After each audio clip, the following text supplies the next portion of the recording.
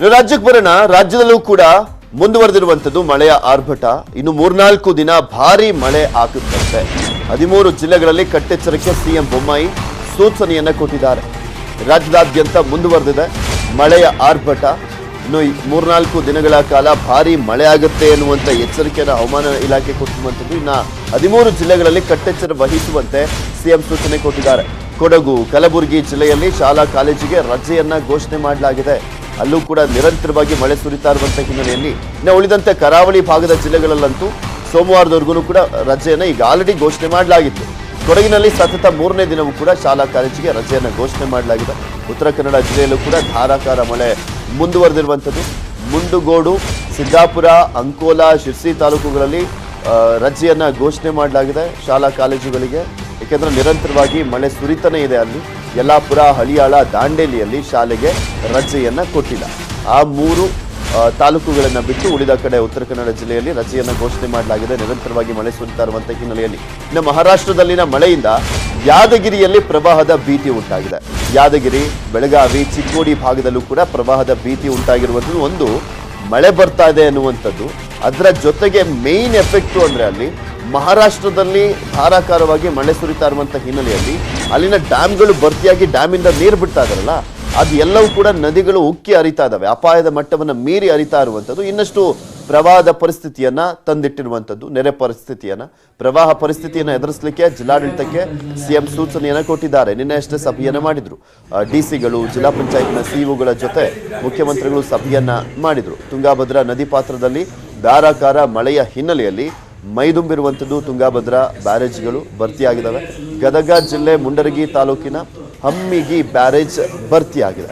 ಕಾವೇರಿ ಜಲಾನಯನ ಪ್ರದೇಶದಲ್ಲಿ ಭಾರಿ ಮಳೆ ಆಗ್ತಾ ಇದೆ. ಕೆಆರ್ಎಸ್ನಿಂದ ಯಾವುದೇ ಕ್ಷಣದಲ್ಲಿ ಕಾವೇರಿ ನದಿಗೆ ನೀರನ್ನ ಬಿಡಬಹುದು.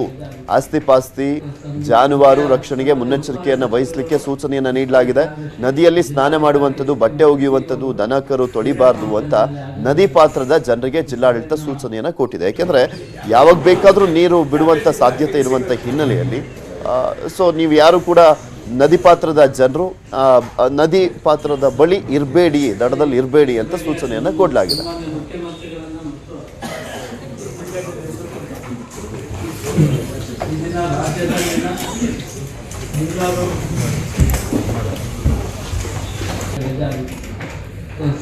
ಅಲ್ಲಿಯ ಸನ್ಮಾನ್ಯ ಉಸ್ತುವಾರಿ ಸಚಿವರುಗಳು, ಉಸ್ತುವಾರಿ ಕಾರ್ಯದರ್ಶಿ, ಜಿಲ್ಲಾಧಿಕಾರಿ, ಎಸ್ಪಿ ಮತ್ತು ಸಿಇಒಗಳು ವಿಡಿಯೋ ಕಾನ್ಫರೆನ್ಸ್ನಲ್ಲಿ ಹಾಜರಿದ್ದಾರೆ. ಈ ಸಭೆಯನ್ನ ಇದೆಲ್ಲದ್ರ ಬಗ್ಗೆ ಮತ್ತಷ್ಟು ಡೀಟೇಲ್ಸ್ ಅನ್ನ ನೀಡ್ತಾರೆ ನಮ್ಮ ಜಿಲ್ಲಾ ಪ್ರತಿನಿಧಿಗಳು. ನೇರ ಸಂಪರ್ಕದಲ್ಲಿ ಜಾಯ್ನ್ ಆಗ್ತಾ ಇದ್ದಾರೆ. ಮಂಗಳೂರಿಂದ ನಮ್ಮ ಪ್ರತಿನಿಧಿ ಕಿಶನ್, ಹಾಗೆ ಕೊಡಗಿನಿಂದ ನಮ್ಮ ಪ್ರತಿನಿಧಿ ರವಿ ಮತ್ತು ಕಲಬುರಗಿಯಿಂದ ನಮ್ಮ ಪ್ರತಿನಿಧಿ ಅರುಣ್ ಕುಮಾರ್, 3 ಜನರು ಕೂಡ ಅವ್ರ ಜಿಲ್ಲೆಯಲ್ಲಿ ಹೇಗಿದೆ ಪರಿಸ್ಥಿತಿ ಅನ್ನೋದ್ರ ಬಗ್ಗೆ ಮಾಹಿತಿಯನ್ನ ನೀಡ್ತಾರೆ. ಫಸ್ಟ್ ದಕ್ಷಿಣ ಕನ್ನಡ ಜಿಲ್ಲೆಗೆ ಹೋಗೋಣ. ಅಲ್ಲಿ ಹೇಗಿದೆ ಪರಿಸ್ಥಿತಿ ಅನ್ನೋದ್ರ ಬಗ್ಗೆ ಮಾಹಿತಿಯನ್ನ ಪಡ್ಕೊಳ್ಳೋಣ. Yes Kishan, good morning. ನಿರಂತರವಾಗಿ ಮಳೆ ಸುರಿತಾನೆ ಇದೆ. ರೆಡ್ ಅಲರ್ಟ್ ಬೇರೆ ಇರುವಂತದ್ದು ದಕ್ಷಿಣ ಕನ್ನಡ ಜಿಲ್ಲೆಯಲ್ಲಿ ಇನ್ನೂ 4 ದಿನಗಳ ಕಾಲ. ಹೇಗಿದೆ ಪರಿಸ್ಥಿತಿ ಈಗ? ಯಾವ್ಯಾವ ರೀತಿಯಾದಂತ ಕ್ರಮವನ್ನ ಕೈಗೊಳ್ಳಲಾಗಿದೆ ಅಲ್ಲಿ ಅಂತ?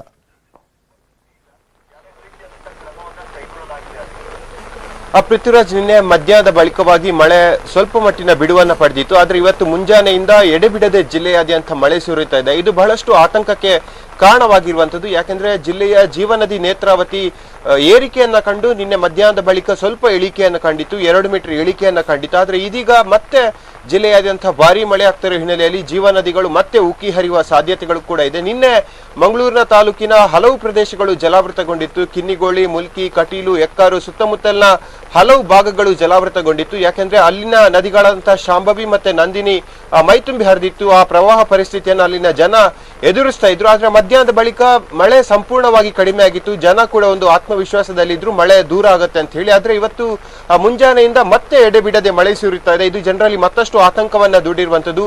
ಮಳೆ ಬಿಟ್ಟ ಬಳಿಕ ಸಾಕಷ್ಟು ಅವಾಂತರ ಕೂಡ ಆಗಿರುವಂತದ್ದು. ಯಾಕೆಂದ್ರೆ ಜಿಲ್ಲೆಯ ಹಲವು ಭಾಗಗಳಲ್ಲಿ ಭೂಕುಸಿತ ಪ್ರಕರಣ ಕೂಡ ಆಗಿದೆ. ಮಂಗಳೂರು ಹೊರವಲಯದ ಕಣ್ಣೂರು ಆಗಿರ್ಬೋದು, ಬಂಟ್ವಾಳದ ಪಂಜಿಕಲ್ ಆಗಿರ್ಬೋದು, ಮತ್ತು ಮೂಡುಬಿದ್ರೆಯ ಇರುವೈಲ್ ಗ್ರಾಮದ ಪಂಜ ಆಗಿರ್ಬೋದು, ಮುಂತಾದ ಪ್ರದೇಶಗಳಲ್ಲಿ ಭೂಕುಸಿದಾಗಿ ಅಪಾರ ಪ್ರಮಾಣದ ಹಾನಿ ಕೂಡ ಆಗಿದೆ. ಹಾಗಾಗಿ ಈ ಎಲ್ಲ ಹಾನಿಗಳ ವರದಿಯನ್ನ ತರೋಕೆ ಈಗಾಗಲೇ ಜಿಲ್ಲಾ ಉಸ್ತುವಾರಿ ಸಚಿವ ಸುನೀಲ್ ಕುಮಾರ್ ಕೂಡ ಜಿಲ್ಲಾಧಿಕಾರಿಗಳಿಗೆ ಆದೇಶವನ್ನು ಕೊಟ್ಟಿರುವಂತದ್ದು. ಮತ್ತು ಯಾವೆಲ್ಲ ಭಾಗಗಳಲ್ಲಿ ಅತಿ ಹೆಚ್ಚು ಹಾನಿಯಾಗಿದೆಯೋ ಮತ್ತು ಜನರಿಗೆ ಅವರ ಮನೆಗಳು ಕಳ್ಕೊಂಡಿದ್ದಾರೋ ಅವರಿಗೆ ವೇಗವಾಗಿ ಪರಿಹಾರ ಕಾರ್ಯವನ್ನ ಮಾಡಬೇಕು ಎಂಬ ಆದೇಶವನ್ನು ಕೂಡ ಸದ್ಯ ಜಿಲ್ಲಾ ಉಸ್ತುವಾರಿ ಸಚಿವರು ಮಾಡಿದ್ದಾರೆ. ಇವತ್ತು ಮಳೆಯ ಪ್ರಮಾಣವನ್ನ ಗಮನಿಸೋದಾದ್ರೆ ಬೆಳಗಿನಲ್ಲಿ ಕೂಡ ಸಾಕಷ್ಟು ಜೋರಾಗಿ ಮಳೆ ಆಗ್ತಾ ಇದೆ. ಇದು ಮುಂದಿನ 3 ದಿನಗಳ ಕಾಲ ಮುಂದುವರಿಯುವಂತಹ ಸೂಚನೆಯನ್ನು ಕೂಡ ರಾಜ್ಯ ಹವಾಮಾನ ಇಲಾಖೆ ಕೊಟ್ಟಿರುವಂತದ್ದು. ಎಡೆಬಿಡದೆ ಸುರಿಯುತ್ತಿರುವಂತಹ ಭಾರಿ ಮಳೆಗೆ ಇಡೀ ದಕ್ಷಿಣ ಕನ್ನಡ ಜಿಲ್ಲೆ ಒಂದು ರೀತಿಯಾಗಿ ಪತರಗುಟ್ಟು ಹೋಗಿದೆ. ಯಾಕೆಂದ್ರೆ ಮಳೆ ಬಿಡುವಂತಹ ಲಕ್ಷಣಗಳು ಕಾಣ್ತಾ ಇಲ್ಲ. ಇಲ್ಲಿನ ಜನ ಸೂರ್ಯನ ಶಾಖವನ್ನ ನೋಡದೆ ಸುಮಾರು 1 ವಾರಗಳೇ ಕಳೆದು ಹೋಗ್ತಾ ಇತ್ತು. ಹಾಗಾಗಿ ಮಳೆ ಆದಷ್ಟು ಬೇಗ ಸ್ವಲ್ಪ ಬಿಡುವನ್ನ ಪಡೀಲಿ ಅನ್ನೋದು ಇಲ್ಲಿನ ಜನರ ಕೂಡ ಪ್ರಾರ್ಥನೆ ಆಗಿರುವಂತದ್ದು. ಒಟ್ಟಿನಲ್ಲಿ ಇಡೀ ದಕ್ಷಿಣ ಕನ್ನಡ ಜಿಲ್ಲೆಯಲ್ಲಿ ಮಳೆ ಸಾಕಷ್ಟು ಜೋರಾಗಿ ಸುರಿಯುತ್ತಿದೆ. ಒಂದ್ ಕಡೆ ಕಡಲು ಅಬ್ಬರಿಸ್ತಾ ಇದೆ, ಇನ್ನೊಂದ್ ಕಡೆ ನದಿ ತನ್ನ ನೀರಿನ ಪ್ರಮಾಣವನ್ನ ಏರಿಸ್ತಾ ಇದೆ. ಹಾಗಾಗಿ ಜನರು ಕೂಡ ಸಾಕಷ್ಟು ಆತಂಕಗೊಂಡಿದ್ದಾರೆ. ಆದ್ರೆ ಜಿಲ್ಲಾಡಳಿತ ಜನರಿಗೆ ಭರವಸೆಯನ್ನು ನೀಡಿದೆ. ಯಾವುದೇ ರೀತಿಯಾಗಿ ಯಾವುದೇ ಪರಿಸ್ಥಿತಿ ಬಂದ್ರೂ ಕೂಡ ಅದನ್ನು ಎದುರಿಸೋಕೆ ಜಿಲ್ಲಾಡಳಿತ ಸರ್ವಸನ್ನದ್ಧ ಆಗಿದೆ. ಒಂದು ಹೆಲ್ಪ್ ಲೈನ್ ನಂಬರ್ ಕೂಡ ಜಿಲ್ಲಾಡಳಿತ ಕೊಟ್ಟಿರುವಂತದ್ದು. ಆ ನಂಬರ್ಗೆ ಕರೆ ಮಾಡಿ ಯಾವುದೇ ತುರ್ತು ರಕ್ಷಣೆಗೆ ತಾವು ನಮಗೆ ಸಂಪರ್ಕ ಮಾಡಬಹುದು ಎಂಬ ಮಾತುಗಳನ್ನು ಕೂಡ ಜಿಲ್ಲಾಡಳಿತ ಹೇಳಿರುವಂತದ್ದು. ಪೃಥ್ವಿರಾಜ್. ಓಕೆ, ಇದು ದಕ್ಷಿಣ ಕನ್ನಡ ಜಿಲ್ಲೆ ಪರಿಸ್ಥಿತಿ ಹೇಗಿದೆ ಅನ್ನೋದ್ರ ಬಗ್ಗೆ ನಮ್ಮ ಪ್ರತಿನಿಧಿ ಕಿಶನ್ ಹೇಳ್ತಾ ಇದ್ರು. ಕೊಡಗಿಗೆ ಹೋಗೋಣ, ಅಲ್ಲಿನ ಮಾಹಿತಿಯನ್ನ ಪಡ್ಕೊಳ್ಳೋಣ. ಗುಡ್ ಮಾರ್ನಿಂಗ್ ರವಿ, ಕೊಡಗಿನಲ್ಲಿ ಹೇಗಿದೆ ಪರಿಸ್ಥಿತಿ? ಈಗ ಆಲ್ರೆಡಿ ಶಾಲಾ ಕಾಲೇಜುಗಳಿಗೂ ಕೂಡ ರಜೆಯನ್ನ ಘೋಷಣೆ ಮಾಡಲಾಗಿರುವಂತದ್ದು. ಯಾವ್ಯಾವ ರೀತಿಯಾದಂತಹ ಪರಿಹಾರವನ್ನ ಕೈಗೊಳ್ಳಲಾಗಿದೆ ಅಲ್ಲಿ? Good morning Prithviraj. ಕೊಡಗಿನಲ್ಲಿ ಕಳೆದ 1 ವಾರದಿಂದ ಮಳೆ ಸುರಿತಾ ಇತ್ತು. ಆದ್ರೆ ಕಳೆದ 2 ದಿನ ಒಂದು ಸಣ್ಣ ಪ್ರಮಾಣದಲ್ಲಿ ಆ ಮಳೆಯ ಪ್ರಮಾಣ ತಗ್ಗಿತ್ತು. ಆದ್ರೆ ನಿನ್ನೆ ಸಂಜೆ ನಂತರ ಸಾಕಷ್ಟು ದೊಡ್ಡ ಪ್ರಮಾಣದಲ್ಲಿ ಮಳೆ ಸುರಿತಾ ಇರುವಂತದ್ದು. ಹೀಗಾಗಿ ಕಾವೇರಿ ನದಿಯಲ್ಲಿ ದಿನದಿಂದ ದಿನಕ್ಕೆ ಕ್ಷಣದಿಂದ ಕ್ಷಣಕ್ಕೆ ನೀರಿನ ಪ್ರಮಾಣ ಏನಿದೆ ಅದು ಜಾಸ್ತಿ ಆಗ್ತಾ ಇರುವಂತದ್ದು. ಸೊ ಇದು ಒಂದ್ ರೀತಿ ಜಿಲ್ಲೆಯಲ್ಲಿ ಆತಂಕಕ್ಕೆ ಕಾರಣ ಆಗಿರೋದು. ಬಹಳ ಮುಖ್ಯವಾಗಿ ಏನು ಭಾಗಮಂಡಲ ಇದೆ, ಭಾಗಮಂಡಲದಿಂದ ಆರಂಭವಾಗಿ ಕೊಡಗಿನ ಗಡಿ ಭಾಗ ಆಗಿರುವಂತಹ ಮೈಸೂರು ಮತ್ತು ಕೊಡಗಿನ ಗಡಿ ಭಾಗ ಆಗಿರುವಂತಹ ಕುಶಾಲನಗರ ಏನಿದೆ, ಅಲ್ಲಿವರೆಗೆ ಸಾಕಷ್ಟು 36ಕ್ಕೂ ಹೆಚ್ಚು ಗ್ರಾಮೀಣ ಪ್ರದೇಶಗಳಿದಾವೆ, ಹಳ್ಳಿಗಳಿದಾವೆ. ಅಷ್ಟು ಹಳ್ಳಿಗಳು ಕೂಡ ಒಂದ್ ರೀತಿ ಪ್ರವಾಹದ ಭೀತಿ ಎನ್ನಿಸ್ತಾರಂತದ್ದು. ಈಗಾಗಲೇ ಕೊಟ್ಟಮುಡಿ ಆಗಿರ್ಬೋದು, ನಾಪೋಕ್ಲು ಆಗಿರ್ಬೋದು, ಅಥವಾ ಕುಶಾಲನಗರದ ಕೆಲವು ಬಡಗಳಾಗಿರ್ಬೋದು, ಮತ್ತೊಂದ್ ಕಡೆ ಏನು ಕರಡಿಗೋಡು, ಸಿದ್ದಾಪುರ, ಇಲ್ಲೆಲ್ಲವೂ ಕೂಡ ಈಗಾಗಲೇ ಗ್ರಾಮೀಣ ಪ್ರದೇಶಗಳ ಏನು ಹಳ್ಳಿಗಳ ಮನೆಗಳಿದೆ, ಆ ಮನೆ ಹತ್ತಿರದವರೆಗೆ ಈಗಾಗಲೇ ಕಾವೇರಿಯ ನೀರು ತಲುಪಿರುವಂತದ್ದು. ಹೀಗಾಗಿ ಜನ ಏನು ಈಗ ನಿನ್ನೆ ಮಧ್ಯಾಹ್ನದ ನಂತರ ಸಾಕಷ್ಟು ದೊಡ್ಡ ಪ್ರಮಾಣದಲ್ಲಿ ಮಳೆ ಸುರಿತಿರುವಂತದ್ದೇನಿದೆ, ಇದು ಹೀಗೆ ಕಂಟಿನ್ಯೂ ಏನಾರ ಖಂಡಿತ ಪ್ರವಾಹದ ನೀರು ಗ್ರಾಮೀಣ ಪ್ರದೇಶಗಳು ಕೂಡ ಊರುಗಳು ಕೂಡ ನುಗ್ಗುತ್ತೆ ಅನ್ನೋ ಆತಂಕದಲ್ಲಿ ಜನ ಬದುಕ್ತಾ ಇದ್ದಾರೆ. ಆದ್ರೆ ಜಿಲ್ಲಾಡಳಿತ ಈಗಾಗಲೇ ಏನು ಕೋವಿಡ್ ಸಂದರ್ಭದಲ್ಲಿ ಕೋವಿಡ್ ಕೇರ್ಗಳನ್ನ ಮಾಡ್ಲಿಕ್ಕಾಗಿ ಗುರುತು ಮಾಡಿತ್ತು, ಅಂತಹ ಸ್ಥಾನಗಳಲ್ಲಿ ಮತ್ತೆ ನಾವಲ್ಲಿ ಒಂದು ಸಂತ್ರಸ್ತರಿಗಾಗಿ ಕಾಳಜಿ ಕೇಂದ್ರವನ್ನ ತೆರಿಬೇಕು ಅನ್ನೋಂತಹ ಸಿದ್ಧತೆಯನ್ನು ಕೂಡ ಮಾಡ್ಕೊಂಡಿದೆ. ಆದ್ರೆ ಜನರು ಮಾತ್ರ ನಮಗೆ ಪ್ರತಿ ವರ್ಷ ಇದೇ ಒಂದು ಆತಂಕದ ಬದುಕನ್ನ ದೂಡ್ಬೇಕಲ್ಲ ಅನ್ನೋಂತಹ ಆತಂಕದಲ್ಲಿ, ಭಯದಲ್ಲಿ, ನೋವಿನಲ್ಲಿ ಕಾಲವನ್ನ ಕಳೀತಾ ಇದ್ದಾರೆ. ಈಗಾಗಲೇ ಜಿಲ್ಲಾಡಳಿತನೂ ಕೂಡ ಮುನ್ನೆಚ್ಚರಿಕೆ ಕ್ರಮವಾಗಿ ಅಂದ್ರೆ ಇದು ಏನು ಬೆಳಗ್ಗೆಯಿಂದ ಕೂಡ ನಿನ್ನೆ ಸಂಜೆ ಕೂಡ ಮಳೆ ಸುರಿತಾ ಇದೆ. ಅದರ ಪರಿಣಾಮವಾಗಿ ಎಚ್ಚೆತ್ತುಕೊಂಡಿರುವಂತಹ ಜಿಲ್ಲಾಡಳಿತ ಮುಂಜಾಗ್ರತಾ ಕ್ರಮವಾಗಿ ಈಗಾಗಲೇ ಇಡೀ ಜಿಲ್ಲೆಯಲ್ಲಿ ಸಂಪೂರ್ಣವಾಗಿ ರಜೆ, ಶಾಲಾ ಕಾಲೇಜುಗಳು, ಅಂಗನವಾಡಿಗಳೆಲ್ಲವೂ ಕೂಡ ರಜೆಯನ್ನ ಘೋಷಣೆ ಮಾಡಿ ಮುನ್ನೆಚ್ಚರಿಕೆ ಕ್ರಮವನ್ನ ಒಯ್ದಿದೆ. ಪೃಥ್ವಿರಾಜ್. ಓಕೆ ರವಿ, ಇದು ಕೊಡಗಿನ ಪರಿಸ್ಥಿತಿ. ನೆಕ್ಸ್ಟ್ ಕಲಬುರಗಿಗೆ ಹೋಗೋಣ, ಅಲ್ಲಿನ ಮಾಹಿತಿಯನ್ನ ಪಡ್ಕೊಳ್ಳೋಣ. Good morning Arun Kumar. ನೋಡ್ತಾ ಇದ್ವಿ ಕೊಡಗು, ಮಲೆನಾಡಿನ ಭಾಗ, ಕರಾವಳಿ ಭಾಗದಲ್ಲಿ ಧಾರಾಕಾರವಾಗಿ ಮಳೆ ಮುಂದುವರುವಂತದ್ದು. ಕಲಬುರಗಿಲಿ ಹೇಗಿದೆ ಪರಿಸ್ಥಿತಿ ಅಂತ? ಯಾಕೆಂದ್ರೆ ಎಂಥ ಪರಿಸ್ಥಿತಿಯಲ್ಲೂ ಕೂಡ ದೊಡ್ಡ ಮಟ್ಟದಲ್ಲಿ ಏನು ಮಳೆ ಬರ್ತಾ ಇರಲಿಲ್ಲ, ಬಟ್ ಈಗೆಲ್ಲ ಚೆನ್ನಾಗಿ ಮಳೆ ಬರ್ತಾ ಇದೆ. ಅದರಲ್ಲಿ ಮೇನ್ಲಿ ಮೋಸ್ಟ್ಲಿ ಮಹಾರಾಷ್ಟ್ರದಲ್ಲಿ ಧಾರಾಕಾರವಾಗಿ ಮಳೆ ಸುರಿತಾ ಇರುವಂತ ಹಿನ್ನೆಲೆಯಲ್ಲಿ ಅಲ್ಲಿಂದ ಹೆಚ್ಚಿನದಾಗಿ ನೀರು ಬಿಟ್ಟಿದಾರಲ್ಲ, ಅದು ಕೂಡ ಮೇನ್ ಎಫೆಕ್ಟ್ ಅಂತ ಕಾಣಿಸುತ್ತೆ ಆ ಭಾಗದಲ್ಲಿ. ಹೌದು ಪೃಥ್ವಿ, ಕಲಬುರಗಿಯಲ್ಲೂ ಕೂಡ ಕಳೆದ 2 ದಿನಗಳಿಂದ ಜಿಟಿ ಜಿಟಿ ಮಳೆಯನ್ನು ಆರಂಭವಾಗಿದೆ. ಹೀಗಾಗಿ ಇಂದು ಕೂಡ ಮಳೆಯ ಮುಂದುವರೆದಿದೆ. ಜಿಟಿ ಜಿಟಿ ಮಳೆ ಆಗಿದ್ರಿಂದ ಜನಜೀವನ ಕೂಡ ಅಸ್ತವ್ಯಸ್ತವೆ.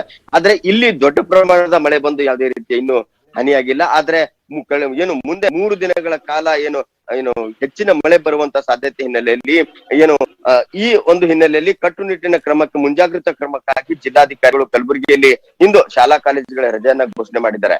ಯಾವುದೇ ರೀತಿ ಅಹಿತಕರ ಘಟನೆ ನಡೆದಂತೆ ಜಿಲ್ಲಾಧಿಕಾರಿಗಳು ಕೂಡ ಕಟ್ಟುನಿಟ್ಟಿನ ಕ್ರಮ ಕೈಗೊಂಡು, ಅಲ್ಲದೆ ಆಯಾ ತಾಲೂಕಿನ ತಹಶೀಲ್ದಾರ್ಗಳಿಗೂ ಕೂಡ ಒಂದು ಸೂಚನೆಯನ್ನ ನೀಡಿದ್ದಾರೆ. ಯಾವುದೇ ಪರಿಸ್ಥಿತಿಯಲ್ಲಿ ಪ್ರವಾಹ ಬರಬಹುದು, ಹಾಗಾಗಿ ಎಲ್ಲ ಕೂಡ ಸಿದ್ಧತೆಯನ್ನ ಮಾಡ್ಕೊಳ್ಳಿ ಅನ್ನೋ ಮಾತು ಕೂಡ ಹೇಳ್ತಾ ಇದ್ದಾರೆ. ಅಲ್ಲದೆ ನಮ್ಮ ಈ ಕಲಬುರಗಿ ಭಾಗಕ್ಕೆ ಬಂದ್ರೆ, ಈ ಭಾಗದಲ್ಲಿ ಹೆಚ್ಚಿನ ಮಳೆ ಆದ್ರೂ ಕೂಡ ಅಷ್ಟೊಂದು ಭಾವ ಬಿಡಲ್ಲ. ಆದ್ರೆ ಮಹಾರಾಷ್ಟ್ರದಲ್ಲಿ ಯಾವಾಗ ಮಳೆ ಜಾಸ್ತಿ ಆಗಿತ್ತೋ ಅಂತ ಸಂದರ್ಭದಲ್ಲಿ ಈ ಒಂದು ಕಲಬುರಗಿ ಭೀಮಾ ನದಿಯನ್ನು ಹರಿಯುತ್ತೆ. ಆ ಭೀಮಾ ನದಿ ತಟದಲ್ಲಿದ್ದಂತಹ ಗ್ರಾಮಗಳಿಗೆ ಪ್ರವಾಹ ಭೀತಿ ಆಗುತ್ತೆ. ಹಾಗಾಗಿ ಭೀಮಾ ನದಿ ತಟದಲ್ಲಿದ್ದಂತಹ ಗ್ರಾಮಗಳಿಗೆ ಜಿಲ್ಲಾಧಿಕಾರಿಗಳು ಸೂಚನೆ ಕೊಟ್ಟಿದ್ದಾರೆ.